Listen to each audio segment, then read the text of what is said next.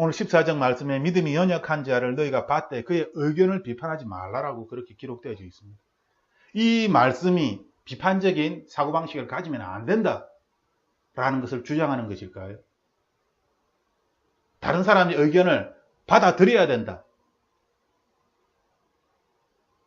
수용하라 라는 그러한 의미일까요?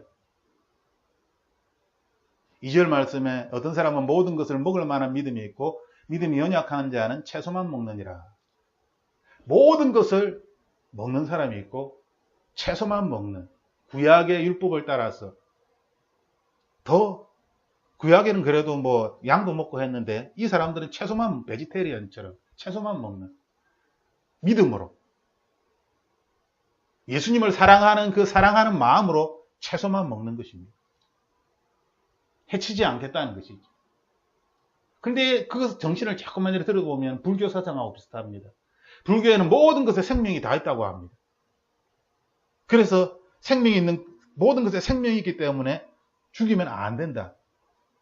함부로 꽃을 꺾어도 안 되고, 개미를 죽였어도 안 되고, 모기도 죽였어도 안 되고, 생명이기 때문에.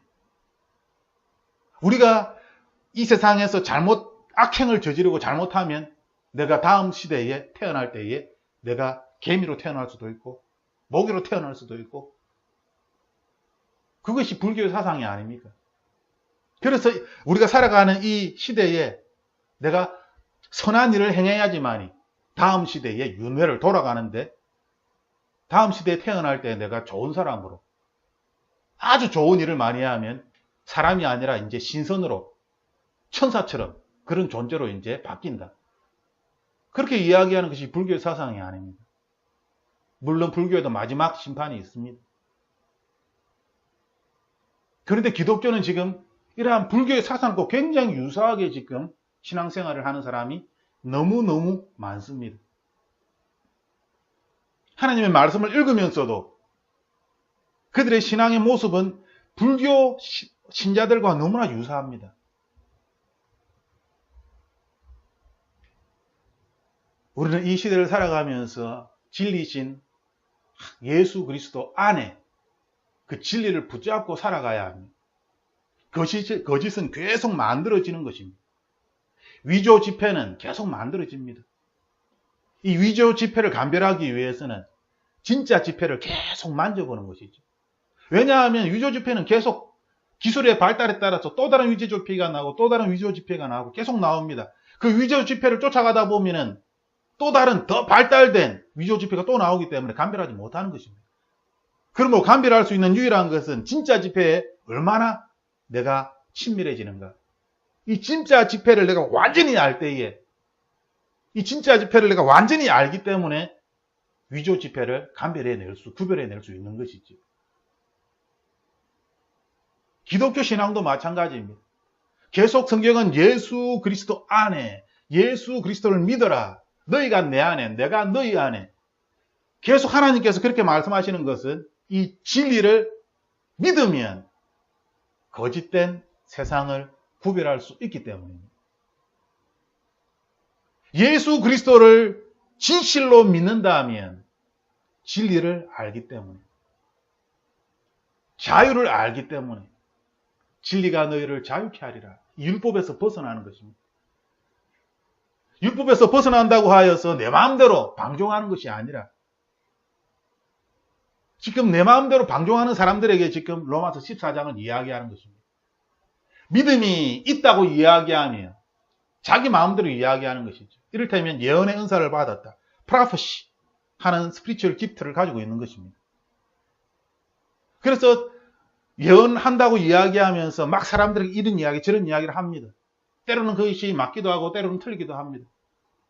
문제는 예언의 은사를 받았다고 하는 사람들이 내 말은 하나님께서 나에게 주신 말씀이기 때문에 라고 자기 자신의 어떤 모습을 예수 그리스도의 권위로, 하나님의 권위로 자기를 높여버리는 것입니다. 내 말을 듣지 않는다는 것은 하나님의 말씀을 어기는 것입니다. 당신은 망할 것입니다. 내 말을 듣지 않았기 때문에. 내 말은 곧 하나님의 말인데, 예언적 능력을 가진 사람들이 이러한 실수를 많이 범합니다. 점장이처럼 뭔가를 맞추고 점장이처럼 어떤 이야기를 하였을 때 그 사람이 받아들이지 않을 때에 굉장히 나쁜 말을 하죠. 지금 로마서 14장 1절 말씀은 믿음이 연약한 자를 너희가 봤대. 믿음이 강한 사람들. 이 교회에 믿음이 있는 사람, 강한 사람이 있고 약한 사람이 있습니다. 교회에 믿음이 약한 사람들이 있다는 것이죠. 그때의 믿음이 강한 사람들은 믿음이 약한 사람들이 이야기하는 그러한 이야기를 비판하면서 구별하면서 그들을 무시하는 것이 아니라 그것은 잘못된 태도라는 것입니다. 왜냐? 하나님은 하나이시고 교회도 하나이기 때문에. 우리는 교회의 각 지체이지, 우리는 몸이지, 우리가 머리가 아닙니다. 내가 뭐 이래라 저래라 할 수 있는 권한이 나에게는 없습니다. 나도 이 몸의 한 부품일 뿐입니다. 그런데 내가 발을 향하여서 손이 왜 너 발은 그렇게 걷냐? 손인 나처럼 이렇게 좀 하지? 그렇게 이야기할 수 없다는 것입니다. 하나님께서는 우리에게 어떤 사람은 모든 것을 먹을 만한 믿음이 있고 어떤 사람은 채소만 먹는다. 먹는 자는 먹지 않는 자를 없인 여기지 말고 무시하는 것이죠. 은사가 있는 사람들은 은사가 없다라고 이야기하는 복음적으로 율법적으로 생활하는 사람들을 무시합니다. 없인 여깁니다. 아유, 참 아무것도 모르고 저래 가지고 되겠냐. 아직도 영안이 안 떠여가지고 저렇게 세속적으로 빠져가지고 세상과 타협하면서 아이고 쩌쩌쩌쩌쩌 이것이 좀 믿음이 있는 사람들이 일반적으로 가지는 그러한 태도의 모습이죠. 물론 안 그런 사람들이 더 많지만 또한 먹지 않는 자는 먹는 자를 비판합니다. 왜냐하면 자기가 먹지 않는 것에 대해서는 어떤 구별된 삶을 살아가기 때문에 청교도적인 신앙을 가지고 나는 부를 쫓지 않습니다. 나는 부자가 되기를 원치 않습니다. 나는 세상과 타협하지 않을 것입니다. 메도나이트처럼 자기들만의 어떤 여기 메노나이트 빌리지가 있지 않습니까? 세상의 것들을 쓰지 않고 그냥 자기 자체적으로 농사를 지으면서 자체적으로 생활을 합니다. 세상과 타협하지 않으려고. 그러다 보면은 이런 자신의 어떤 삶이 거룩한 삶이고 다른 사람들의 삶은 거룩하지 못한 더러운 사람들의 더러운 세상의 삶을 살아가고 있기 때문에 자기들처럼 살지 않는 이 사람들에 대하여서 비판을 하게 되는 것이죠. 왜냐하면 나는 좀 더 거룩하니까. 남의 하인을 비판하는 너는 누구냐? 그가 서 있는 것이나 넘어지는 것이 자기 주인에게 있으며 그가 세움을 받으리니 이는 그를 세우시는 권능이 주께 있습니다. 여기에 해답이 있습니다. 이 비판의 문제를 어떻게 해결할 것인가? 4절에 하나님께서 해답을 우리에게 제시해 주셨습니다. 즉 말씀에 하나님께서 질문에 대한 해답을 해 주십니다. 뭐라고 해답을 해 주십니까? 남의 하인을 비판하지 말라라는 것이죠. 이를테면 아내에 대하여 또는 남편에 대하여 비판하지 말라는 것입니다. 그 사람이 크리스찬이랍니다. 왜? 아내는 부부이기 때문에 하나가 아니라 아내이지만 남편이지만 하나님께서 보시기에는 하나님께 속한 하나님의 사람입니다. 하나님의 종입니다. 그러므로 아내에 대하여 남편에 대하여 함부로 자기 생각을 가지고 비판을 하지 말라는 것입니다. 네가 뭔데 함부로 아내를 남편을 비판하느냐. 그 이유는 남의 그가 서 있는 것이나 넘어지는 것이 자기 주인에게 있기 때문이다. 그가 세움을 받으리니 이는 그를 세우시는 권능이 주께 있습니다. 우리가 보기에는 아내가 왜 저렇게 할까? 남편이 아유 왜 저렇게 생각하며 왜 저렇게 생활을 할까? 좀 걱정스럽고 한탄스럽지만 그러면서 우리도 모르게 아유 그렇게 하면 비판적인 이야기라고 무시하는 이야기라고 그렇게 할 수 있습니다. 하지만 하나님께서 우리에게 이 비판에 대해서 말씀하시는 것은 그렇게 하지 말라는 것입니다. 왜? 권한이 없다는 것이죠. 비판할 권한이 없다는 것입니다. 그 사람이 하나님께 속한 아내라면 하나님께서 알아서 할 문제이지, 넘어지든 일어서든 그것은 남편이 내가 어떻게 관여할 문제가 아니라는 것입니다. 하나님께서 알아서 할 문제이지. 반대로 남편이 술을 먹고 또 때로는 담배도 피우고 그런데 교회를 다니면서 예수님을 믿는다라고 이야기합니다. 그런데 아내가 보니까 교회 다니는 사람이 술, 담배를 다 하고 저렇게 세상 속에서 살아가면서 저게 무슨 신앙생활을 하는 사람이야? 도대체 예수를 믿는 거야? 안 믿는 거야? 이렇게 아내가 술 먹는 남편에게 비판할 수 있습니다. 신앙생활 그따위로 하면 안 돼! 라고 비판할 수 있죠. 하지만 그렇게 하지 말라는 것입니다. 왜? 술 먹는 남편도 하나님께 속해 있기 때문에. 하나님의 종이기 때문에. 하나님께서 그 술 먹는 남편에 대하여서 넘어지게 하든 건강을 잃어서 정신을 차리게 하든 아니면 더 잘되게 해가지고 그냥 어느 순간에 한순간에 절벽에 떨어지듯이 망하게 하든 그래서 깨닫게 만드시겠든 하나님에 속한 것이라는 것입니다. 남편이라고 아내라고 가까운 사람을 비판하지 말라는 것입니다. 지금 이 말씀은 크리스찬들에게 이야기하는 것입니다. 세상 사람들에게 이야기하는 것이 아닙니다. 지금 이 본문은 믿음이 연약한 사람들, 예수님을 믿는 우리들에게 이야기하는 것입니다. 기독교 가정이 왜 이혼율이 점점 높아집니까? 요즘은 남편이 아내를 때리면 목사님에게 상담하러 갑니다. 저희 남편이 자꾸만 저를 때립니다. 그럼 목사님들이 뭐라고 상담을 합니까?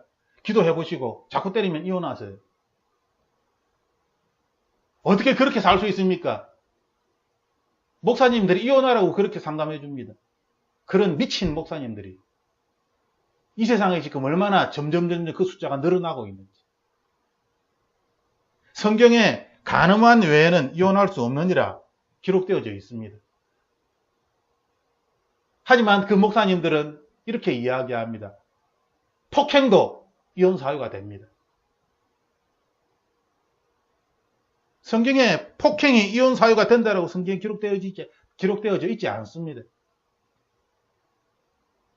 우리는 말씀이 진리이기 때문에 말씀을 기준으로 상담을 해야 되는 것이지.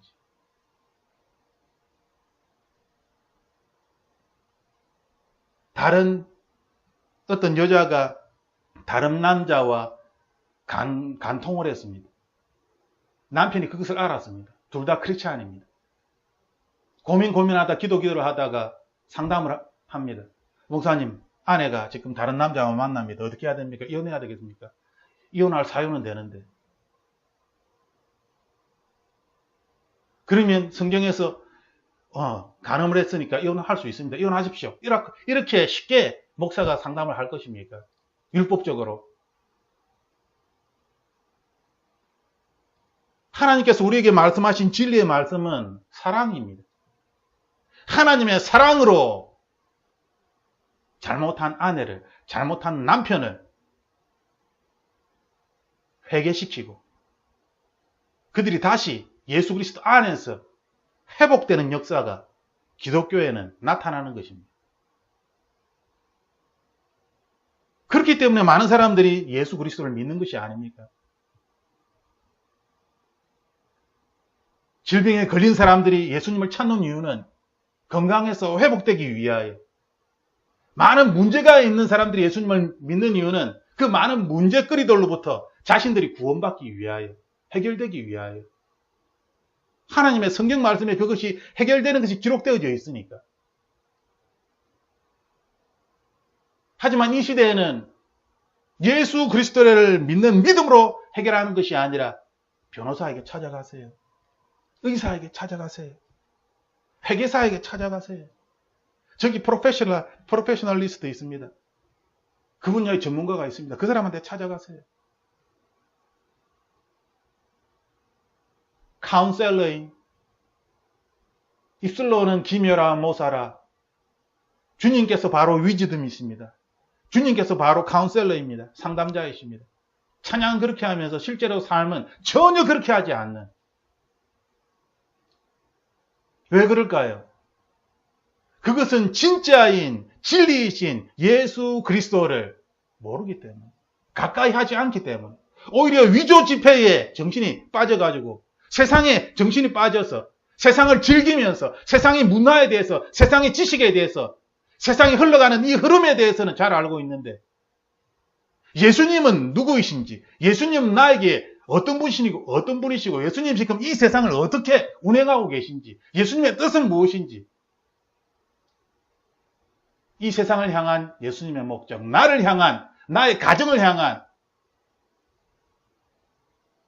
진리이신 예수 그리스도에 대해서는 잘 모르는 것입니다. 비판의 문제는 간단합니다. 아주 간단합니다. 성경 말씀 그대로. 하나님의 관점에서 나 자신을 먼저 바라보면 해결됩니다. 세상의 관점에서 세상 사람들이 하는 이야기에 따라서 판단하는 것이 아니라 하나님의 관점에서 하나님의 마음으로 나 자신을, 다른 사람이 아니라, 남편이나 아내가 아니라, 자녀들이 아니라, 나를 괴롭히는 그 사람이 아니라 하나님 앞에서 나 자신을 먼저 들여다보면 되는 것입니다. 성경은 그것을 계속 이야기합니다. 다른 사람에 있는 대들보는 보면서, 티끌은 보면서 너에게 있는 대들보는 보지 못하는구나. 다른 사람이 조금 실수한 것은 눈에 잘 보이는데 자신이 잘못한 것은 눈에 보이지 않는 것입니다. 전혀. 내로남불이라고. 내가 하면 로맨스가 되고 남이 하면 불륜이다. 지금 시대에 너무나 많은 사람들이 쓰는 그런 이야기가 아닙니까? 내로남불. 이것이 지금 이 시대에 교회에도 지금 침투에 들어와 있습니다. 무서운 일이지.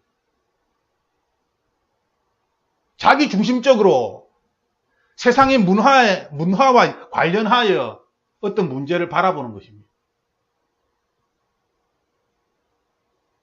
하나님의 관점에서, 말씀에서 그 문제를 바라보는 것이 아니라, 왜?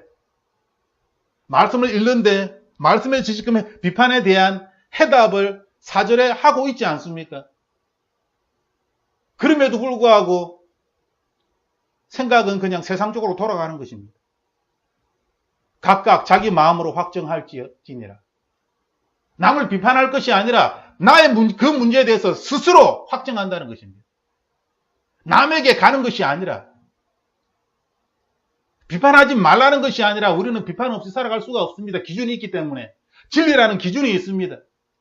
이 기준을 우리가 적용할 때에 남에게 적용하는 것이 아니라 각 사람은 자기 자신에게 적용하며 살아가라는 것입니다. 아내에게 적용하지 말고, 남편에게 적용하지 말고, 자녀에게 적용하지 말고 자기 자신에게 적용하며 살아가라는 것입니다. 왜 자꾸만 남에게 적용하면서 불평불만 이야기하며 비판하면서 그렇게 사냐? 저도 이번 한 달 그렇게 살았던 것 같은데, 하나님께서 그렇게 하지 말라라고 지금 말씀하시는 것입니다.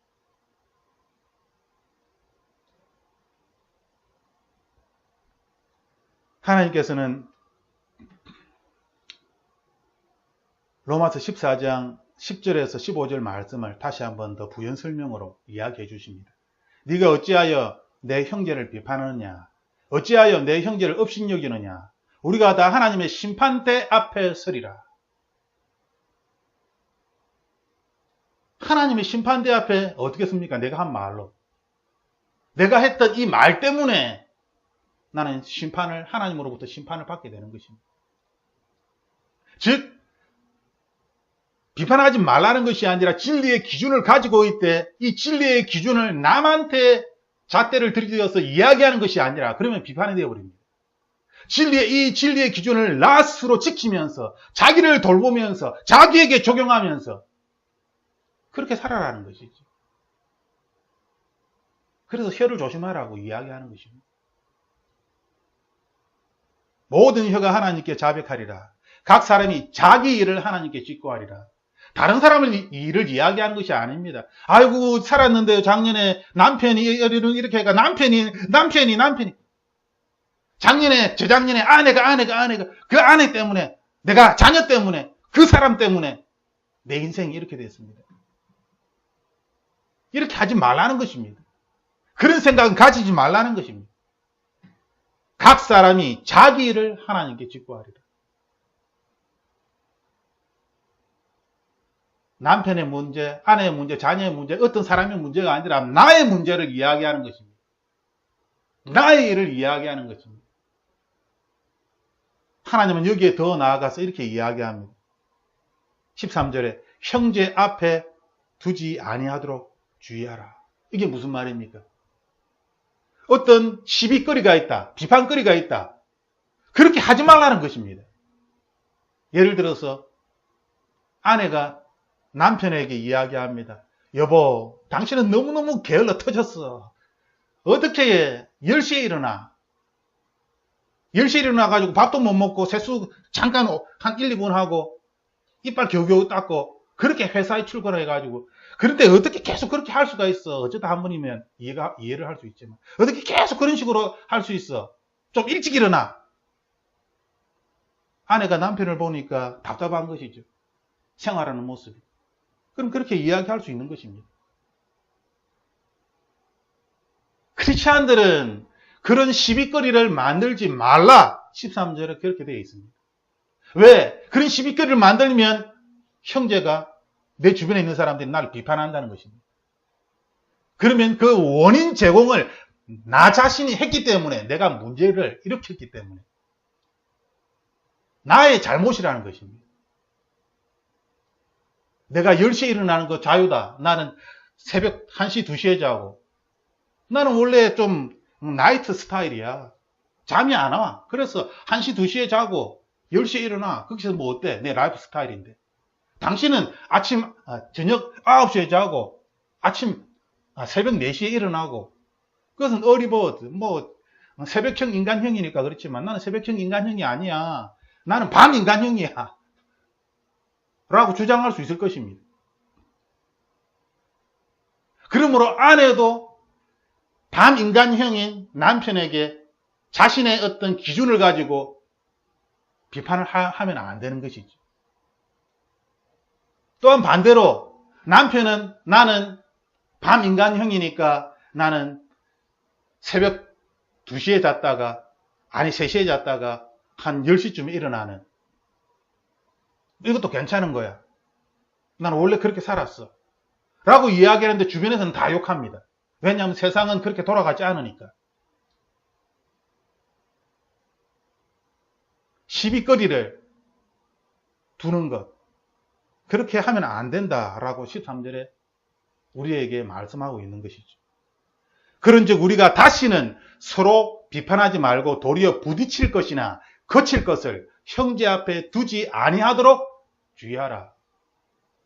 행동 규범에 대해서, 규칙에 대해서 13절에 우리에게 말씀하고 있습니다. 15절에 만일 음식으로 말미암아 내 형제가 근심하게 되면 어떤 사람은 이 음식을 먹습니다. 우상 제물 앞에 바쳐진 고기를 먹습니다. 하지만 어떤 사람은 우상 제물 앞에 바쳐진 제사 드린 음식을 어떻게 먹을 수 있어요? 저 사람 미친 거 아니야? 예수님 믿는다고 하더니 제사 지는 음식을 막 먹네. 이렇게 비판할 수 있는 것이죠. 음식으로 말미암아 내 형제가 근심하게 되면 이는 네가 사랑으로 행하지 아니함이라. 그리스도께서 대신하여 죽으신 형제를 내 음식으로 망하게 하지 말라. 나의 자유는 그 음식은 음식이기 때문에 먹을 수 있습니다. 그렇지만 믿음이 연약한 자들은 음식을 음식으로 대하는 것이 아니라 그냥 제사드리는 음식 못 먹는 것이죠. 채소만 먹는 것입니다.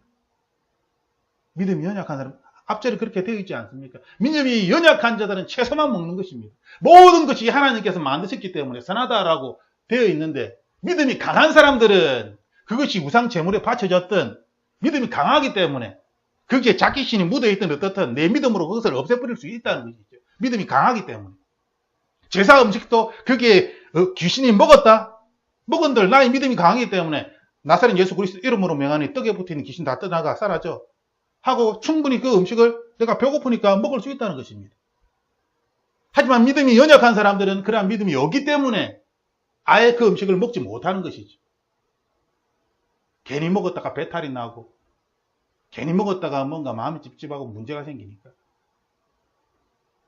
그러므로 믿음이 강한 사람은 믿음이 연약한 사람을 위하여 먹을 수 있는 자유가 있음에도 불구하고 먹지 마라 라고 15절에 말씀하신 것입니다.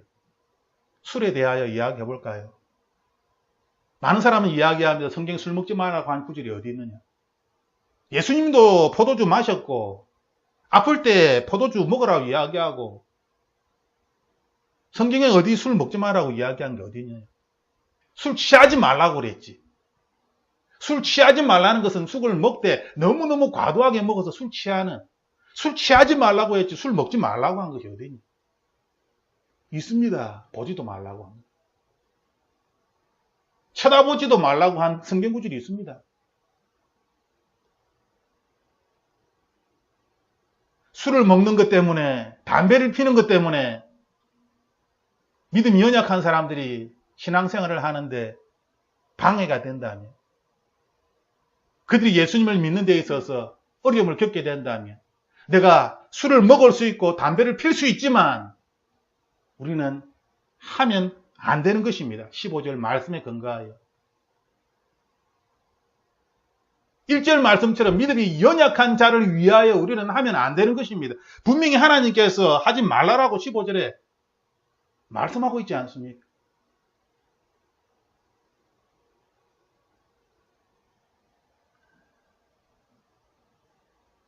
비판에 대한 원어적인 의미가 많이 있습니다.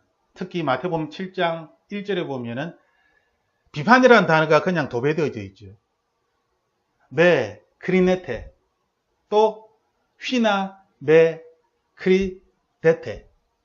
비판. 마태복음 7장 1, 2절은 그냥 비판으로 도배되어 있습니다.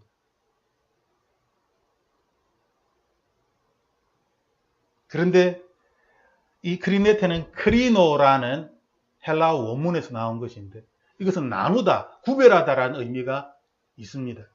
뜻이 6가지가 있는데 그렇게 쓰여졌습니다. 성경에.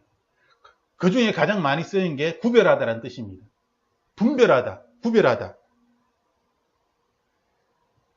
자, 그것을 잠깐 볼까요?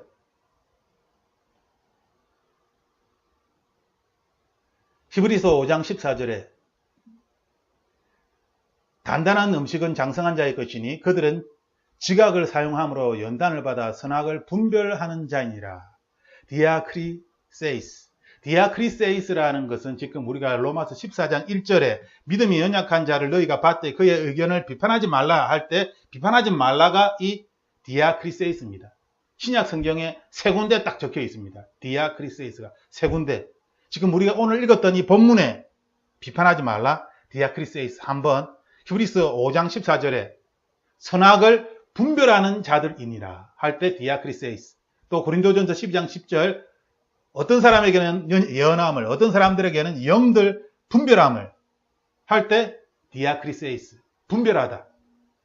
그래서 분별하다라는 뜻으로 번역이 더 많이 되어 있습니다. 지금 우리가 읽었던 로마서 14장 1절 말씀도 믿음이 연약한 자를 너희가 봤되 그의 의견을 비판하지 말라라기보다는 그의 의견을 구별하여서 차별하지 말라, 나누지 말라, 그런 의미가 더 강한 것이죠. 왜냐하면 나는 믿음이 강하니까. 나는 믿음이 강한데 믿음이 연약한 사람들이 말도 안 되는 소리를 자꾸 하면 차별하게 되는 것이죠. 구별하게 되는 것이죠. 나누게 되는 것입니다. 저거는 진리가 아닌데 라고 그렇게 나누게 되는 것이죠. 이렇게 해도 되는데 왜 자꾸만 안 된다고 그렇게 이야기하는 거야. 그런데 그렇게 하지 말라라고 하나님께서 우리에게 말씀하시는 것입니다. 그러면 어떻게 해야 합니까? 요한복음 7장 24절 외모로 판단하지 말고 공의로 판단하라 하시니라. 사람들은 눈에 보이는 외적인 것으로 판단을 합니다. 눈에 보이는 어피어런스로 판단을 하죠. 하지만 하나님께서는 우리에게 하나님의 자스티스로 공의로 판단하라고 이야기하는 것입니다. 지금 판단하라 하시니라. 판단하지 말라는 것이 아니라 진리에 대하여 우리는 판단을 해야 합니다. 그런데 이 판단의 기준이 있다는 것이죠.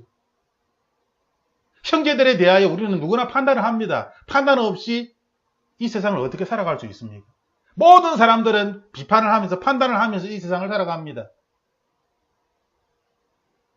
그런데 그 판단의 기준이 하나님의 공의라는 것입니다.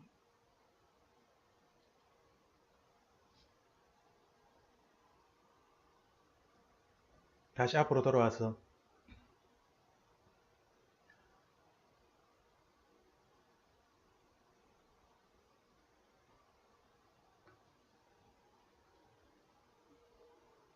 마태복음 7장 5절에 보면 외식하는 자여 먼저 내 눈 속에서 들보를 빼어라. 그 후에야 밝히 보고 형제의 눈 속에서 티를 빼리라. 지금 이것은 하나님을 믿는 사람들, 우리가 비판에 대해서 어떠한 태도를 가져야 하는가? 다른 사람에게 봤을 때 비판할 것이가 많이 보입니다. 특히 가까운 사람, 아내가 남편을 봤을 때, 남편이 아내를 봤을 때 비판할 거리가 많이 보입니다. 부모가 자녀를 보았을 때 비판할 거리가 많이 보입니다. 왜냐하면 부모는 그 자녀의 어린 시절을, 그 시절을 다 지나왔기 때문에, 그러니까 어린 시절에 어떻게 이렇게 자라가는 성장 과정을 알기 때문에 비판할 수 있지요. 다 아니까, 경험했으니까. 하지만 그렇게 하지 말라는 것입니다. 비판하기 전에 자기 자신을 먼저 돌아보라. 기준을 가지고 있습니다. 하나님의 진리를 가지고 있습니다. 하나님의 사랑을 가지고 있고 하나님의 공의를 가지고 있습니다. 그런데 내가 가지고 있는 이 하나님의 마음으로 상대방에게 비판하는 것이 아니라 나 자신을 먼저 들여다보라는 것입니다. 그러면 어떻게 될까요? 그러면 어떤 일이 일어날까요? 그러면 비판할 수가 없게 됩니다.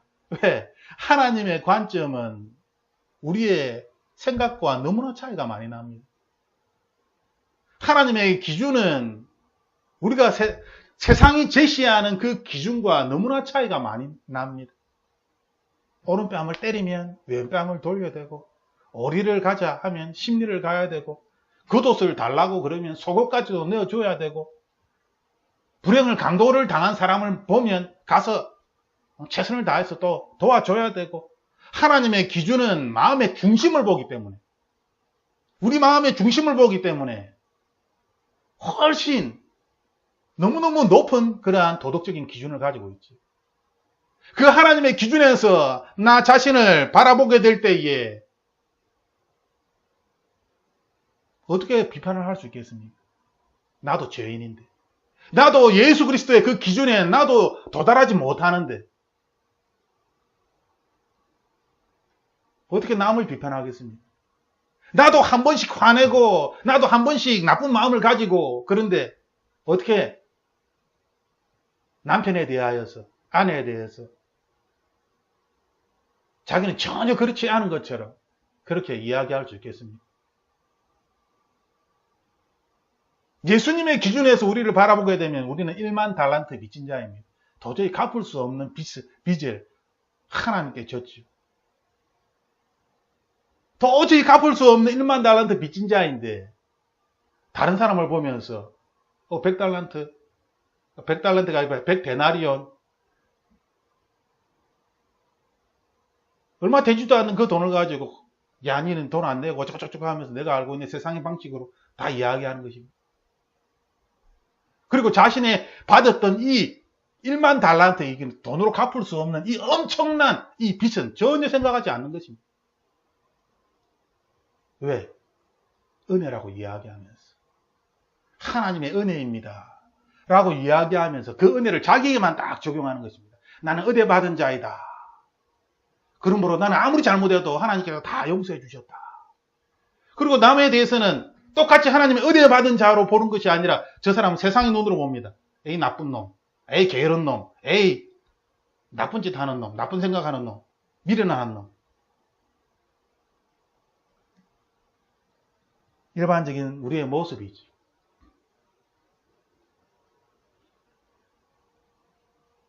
하나님은 비판에 대하여서 성경에 굉장히 많이 말씀하고 계십니다.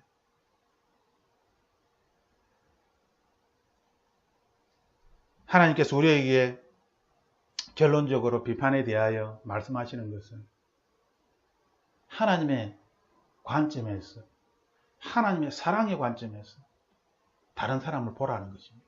하나님의 긍휼의 마음으로 그 사람을 보라는 것입니다. 그 사람이 어떤 악한 행동을 할 때에 악한 말을 하게 된 어떤 배경이 있습니다. 부모가 굉장히 폭력적이고 부모가 혼자 고아로서 혼자 자랐다든지 아주 큰 어려움을 겪어서 마음에 큰 상처를 받았다든지 그런 부모 밑에서 안 좋은 모습을 보면서 자랐다. 그렇기 때문에 자기도 모르게 그렇게 악한 말을 하고 악한 행동을 하는 것이죠. 뭔가 내가 모르는 어떤 배경이 있는 것입니다.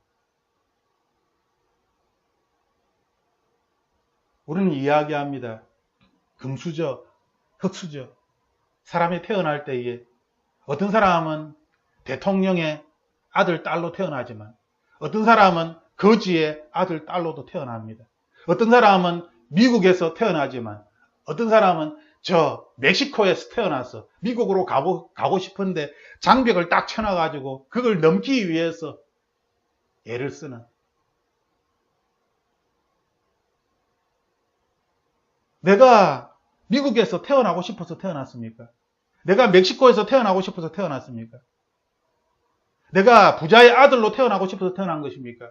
내가 가난한 자의 아들로 태어나고 싶어서 태어난 것입니까? 결국 이것은 하나님의 문제입니다. 신의 문제입니다. 결국 이러한 문제를 따지게 되면 이것은 결국 사람의 어떤 이야기를 하는 것이 아니라 신은 불공평하다. 그쪽으로 귀결되는 것입니다. 그러므로 우리가 비판의 문제에 대해서 하나님의 관점에서 우리가 생각하지 아니하면 우리는 무조건 결국은 하나님을 원망하는 방향으로 우리가 말할 수밖에 없는 것이죠. 하지만 반대로 우리가 예수 그리스도와 가깝고 진리 안에 거하며 하나님의 말씀을 순종하며 살아가는 하나님의 사람이라면 우리는 비판하는 데 대하여서 두려움을 느끼게 됩니다. 이제는 그것을 배웠기 때문에 내가 하는 그 비판이 그대로 나에게로 돌아오는구나. 그것이 아내가 잘 되라고 자녀가 잘 되라고 한 말인데 그게 사실은 하나님 심판대 앞에서 나에게로 돌아오는 독화살이 되는구나.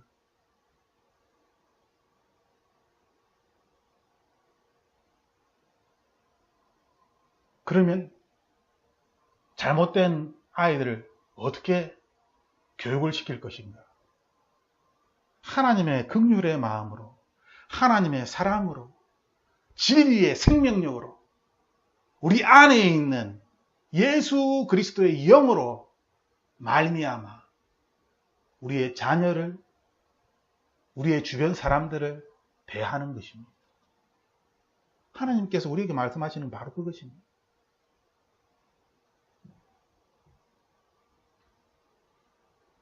골로새서 2장 13절 16절 말씀을 읽고 마치도록 하겠습니다. 또 범죄와 육체의 무할례로 죽었던 너희를 하나님이 그와 함께 살리시고 우리는 죽었습니다. 우리가 죽을 때 우리의 모습은 죄로 가득한, 악으로 가득한, 하나님으로부터 할례도 받지 못한, 세상에 속한, 육신에 속한, 하나님을 알지 못한 그런 사람이었는데, 하나님께서 우리를 택하셔서 예수님께서 십자가에서 죽으실 그때에 예수님만 부활하신 것이 아니라 나도 그때 예수님과 함께 살리셨다.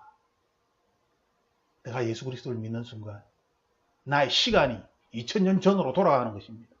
예수님이 부활하는 그 순간 나도 2000년 전으로 돌아가서 예수님이 부활하실 때 나도 예수님과 함께 죽으면서 생명으로 살아난 것입니다. 골로새서 2장 13절 말씀입니다. 우리를 거스리고 불리하게 하는 법조문으로 쓴 증서를 지우시고, 우리가 세상을 살아갈 때 힘들어하는 것이 무엇입니까? 이 세상의 법조문입니다. 우리에게 정죄함을 주는, 이렇게 해야 돼, 저렇게 해야 돼, 이런 기준이 있어, 이렇게 따라가야 돼, 이것이 규칙이어야 하는 세상의 법규들, 규칙들, 그러한 기준들, 그것 때문에 사람들은 굉장히 불리함을 많이 느낍니다.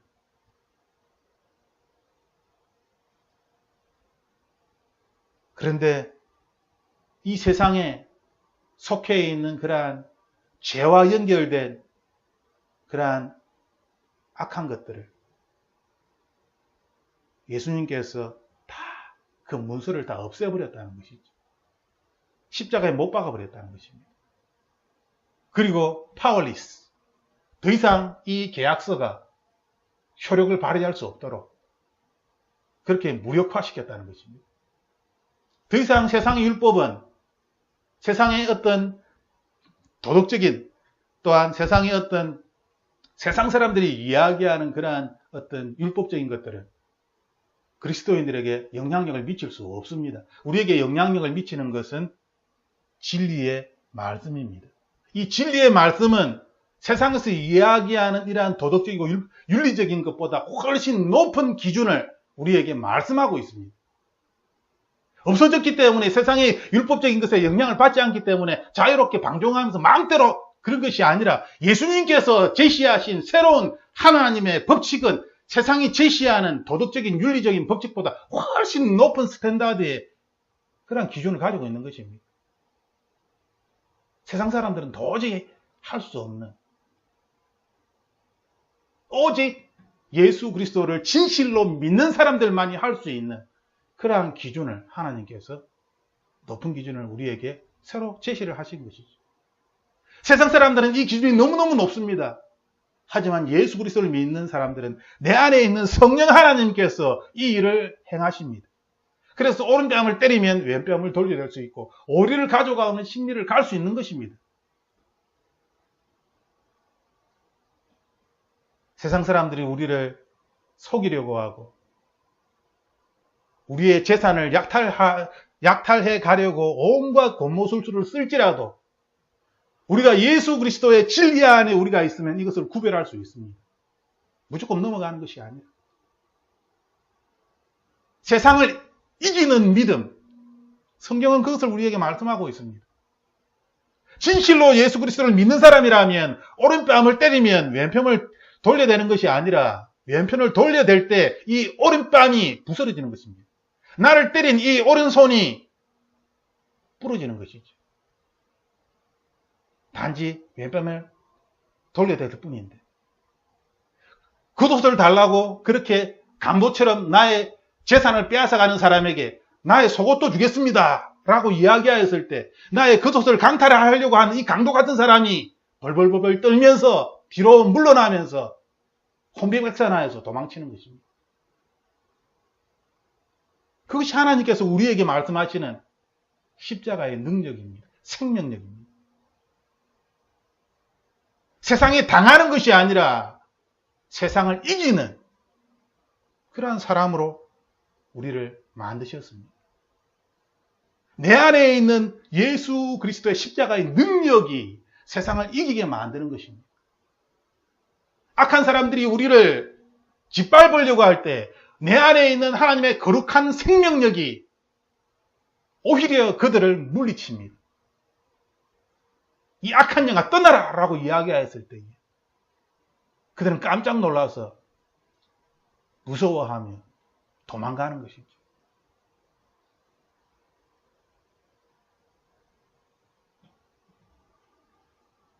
하나님께서는 우리에게 16절 누구든지 너희를 비판하지 못하게 하라 라고 말씀하셨습니다. 이것이 결론입니다.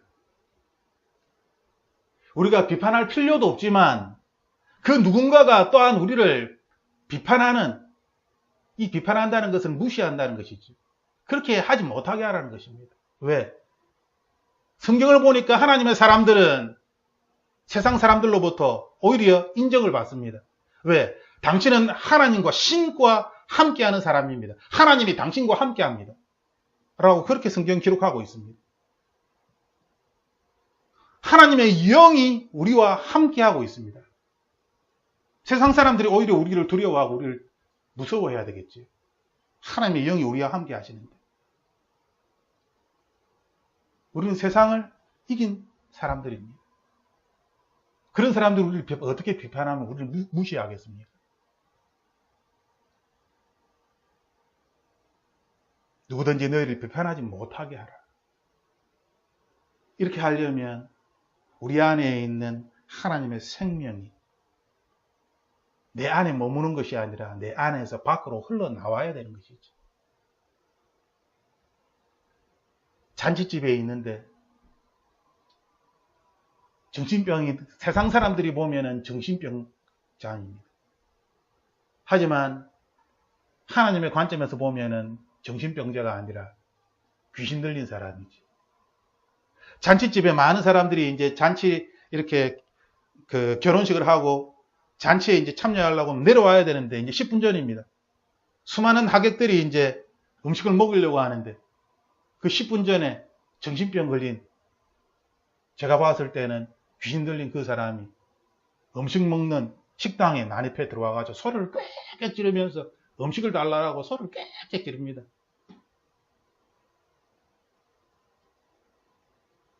음식을 줄 수 있습니다. 그런데 문제는 난동을 부린다는 것이죠. 이 난동을 부리는 이 정신병자, 세상 사람들이 볼 때는 난동을 부리는 정신병자이지만, 거지이지만 하나님의 관점에서 볼 때는 귀신 들린 사람입니다. 그 음식을 돕고 있는 서빙하는 사람들이 어쩔 줄을 몰라 쩔쩔맵니다. 막 난동을 부리니까 소리를 꽥꽥 지르니까 뭐 어쩔 줄을 모르고 있는 것이죠. 세상의 방법으로 이 문제를 해결하려면 건장한 사람들 한 4-5명 불러가지고 끌어내야 되는 것입니다. 하지만 하나님의 사람이라면 이 문제가 영적인 것이라면 나사렛 예수 그리스도의 이름으로 명령하여 그 사람을 밖으로 내보내든지 그 사람이 난동을 부리는 것을 막을 수가 있습니다. 잠잠하라 라고 명령하면 되는 것이죠. 성경을 보면 잠잠하라, 귀신들이 막 소리 지르고 있을 떠들 때에 예수님께서 잠잠하라 라는 그런 말씀이 나옵니다. 잠잠하라 라고 이야기하면 되는 것입니다. 하나님의 방법이 있습니다. 하나님의 능력이 있습니다. 하나님의 생명력이 있습니다. 이것을 우리가 사용하여 하나님의 사람답게 진리 가운데 살면 세상 사람들은 우리를 비판하지 못합니다. 하지만 우리가 하나님의 능력이 있다 이야기하면서 오히려 남들을 비판하고 가까운 사람들을 욕하고 불평하고 건설적인 비판이다 라고 이야기하면서 그렇게 할 때 하나님께서 내가 했던 그 말을 하나님의 심판대 앞에서 그대로 내가 다시 내 입으로 누워서 침 뱉게 하듯이 그렇게 하게 만드신다는 것입니다. 내 입의 말이 독이 되어서 그 사람의 마음에 독화살처럼 꽂혔다면 하나님은 심판대 앞에서 똑같이 내가 뱉은 그 말이 독화살이 되어서 나에게로 되돌아오게 만드시겠다는 것입니다. 얼마나 무서운 말씀입니까? 그러므로 사랑과 긍휼을 가지고서 이야기하지 아니한다면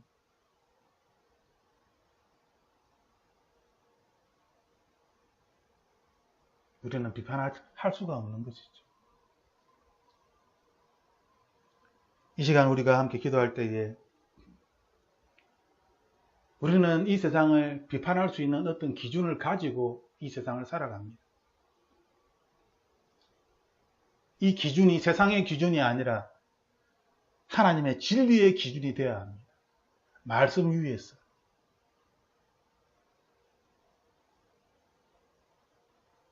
그리고 하나님께서 말씀하신 이 말씀을 오늘 또 읽었던 골로새서 2장 이 말씀뿐만 아니라 오늘 본문 로마서 14장 1절에서 5절 말씀 똑같이 하나님께서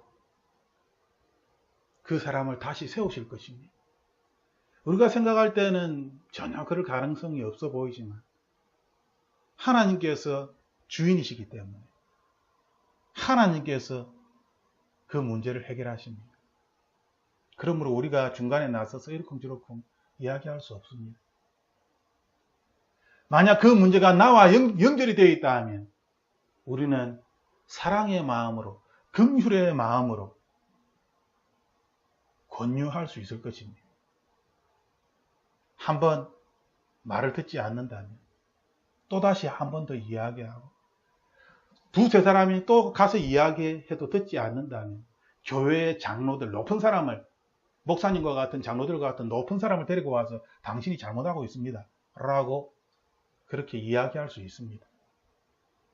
그런데 그 사람의 말도 그 사람이 듣지 않는다면 그 사람과 사귀면 안 됩니다. 하나님의 말씀입니다. 우리는 하나님의 말씀대로 이 세상을 살아가야 합니다. 누구든지 우리를 비판하지 못하도록 우리가 누군가를 비판하지 않을 뿐만 아니라 다른 사람들도 우리를 비판하지 못하도록 하지만 우리는 진리의 말씀의 기준을 가지고서 나 자신이 먼저 예수 그리스도 앞에서 그 말씀 앞에 나 자신을 먼저 돌아보며 하나님 앞에 나아가는 것입니다.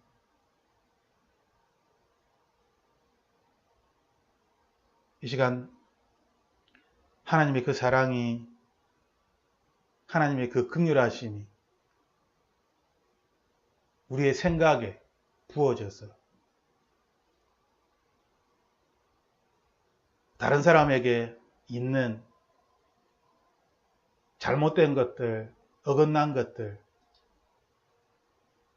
많은 안 좋은 것들을 눈에 보일지라도 다시 한번 하나님의 마음으로, 예수 그리스도의 마음으로, 십자가의 그 사랑으로 돌아와서 그 십자가의 예수님의 사랑으로 그 문제를 다시 한번 바라볼 때에 하나님께서 우리에게 말씀해 주실 것입니다. 주님의 그 십자가의 사랑이 어떻게 우리가 그 문제를 대해야 하는지. 그때 우리는 나 자신의 생각과 내 눈에 보이는 대로 행하는 것이 아니라 내 마음대로 행하는 것이 아니라 예수 그리스도의 마음으로 긍휼의 마음으로 그 사람을 대할 수 있고 그 문제를 이야기할 수 있을 것입니다. 그리고 우리가 긍휼의 마음으로 사랑의 마음으로 그 문제를 대할 때에 십자가의 능력이 그 문제를 해결할 것입니다. 왜냐하면 십자가는 세상을 이기기 때문입니다. 하지만 우리가 그렇게 하지 못하고 눈에 보이는 대로 내 마음대로 불평, 불만하며 비판을 한다면 그것은 심판날에 그대로 나에게 되돌아올 것입니다. 그러므로 우리는 이 비판의 문제에 있어서 다시 한번 경계하며 예수 그리스도를 생각할 수밖에 없습니다. 예수님 비판하지 않는 자 되기를 원합니다. 하지만 비판을 해야 할 때에 그 비판이 사람의 것이 아니라 예수 그리스도의 것이 되기를 원합니다. 성경에 많은 비판들이 있습니다. 예수님께서 수많은 비판을 하셨습니다. 화 있을진저 고라시나 벳세다야. 예수님은 예배를 드리는 그 장소에 장사를 하는 그 상들을 다 엎어버리시고 독사의 자식들아 라고 그들에게 야단을 쳤습니다. 하나님을 거역하고 진리를 왜곡하는 그러한 부분에 대하여 예수님은 그 누구보다도 강하게 비판하셨습니다. 하나님, 우리가 이 혼란스러운 세상을 살아갈 때에 우리는 우리의 생각대로 나의 세상의 경험대로 비판하기를 그렇게 하기를 원치 않습니다. 예수 그리스도의 마음으로 나 자신을 먼저 돌아보고 내가 십자가에서 죽었는지 다시 한번 나의 상태를 바라보며 십자가에 못 박혀 있는 나의 모습을 바라보며 죽은 나의 모습을 바라보며 이 세상을 살아가기를 원합니다. 그리할 때에 내 입술에서 비판의 말이 나오기보다 내 입술에서는 생명의 말, 긍휼의 말, 진리의 말씀이 내 입술에서 나올 것입니다. 예수님, 비판을 받지 않는 자 되기를 또한 원합니다. 주님 도와주시옵소서. 이 세상을 살아가는 동안에 세상은 우리를 무너뜨리려고 하고 온갖 험담과 또한 우리를 어리석다라고 이야기하며 놀림질하며 미련하다고 이야기할 것이지만 하나님의 생명의 능력이 십자가의 능력이 이 세상을 이김을 세상에 지혜롭다고 하는 사람들을 오히려 부끄럽게 만드는 것이 하나님의 지혜의 말씀임을 우리가 알고 있사오니 주님 도와주옵소서. 이번 한 주간 살아갈 때에 예수 그리스도의 진리의 말씀 안에서 비판을 하지도 아니하며 비판을 받지도 아니하고 오히려 나 자신을 예수 그리스도의 십자가의 말씀 안에서 스스로 돌아보며 회개하며 자신에 대하여 스스로 비판하며 깨끗해지는 회복의 시간이 될 수 있기를 주님께 기도합니다. 주님 도와주시옵소서. 역사하여 주시옵소서. 새롭게 하여 주시옵소서. 하나님의 생명의 말씀을 회복하여서 그 생명의 능력으로 살아가게 하여 주옵소서. 우리를 이 세상의 빛과 소금으로 세워주심을 감사드리며 나사렛 예수 그리스도 이름으로 기도드립니다.